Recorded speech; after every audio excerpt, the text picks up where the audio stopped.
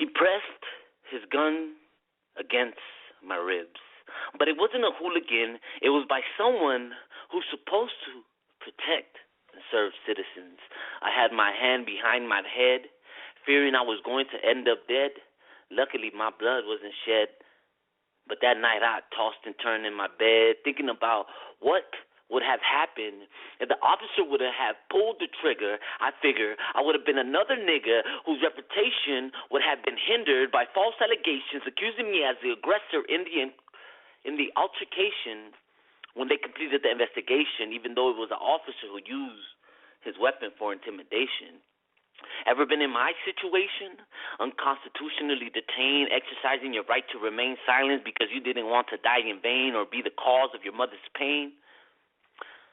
I know I didn't want my name to be a trending topic on Twitter so the racist bigot could blame me, the nigger, and claim that it was my fault that the killer cop pulled the trigger.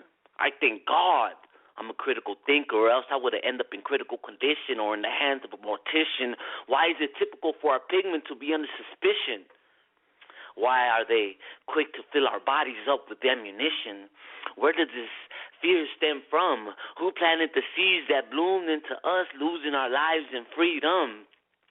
Since the civil rights movement, look what we've become, succumb to police brutality while living in the slums. But the VA not wanting to prosecute is even more gruesome. The way the juries are instructed, they can care less about the truth, son.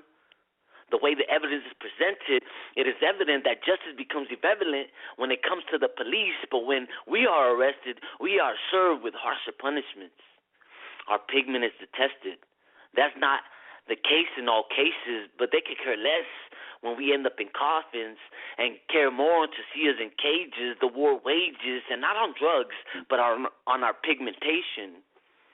Ferguson is proof that people are losing patience, and it's not just blacks because the youth in Berkeley are demanding changes.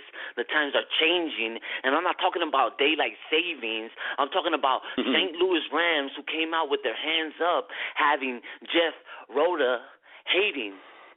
Like that's not how football players should be behaving.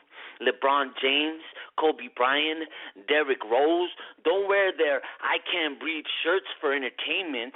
Eric Gardner should never be lying deceased on that New York pavement. Tamir Rice died way too young playing with his toy gun.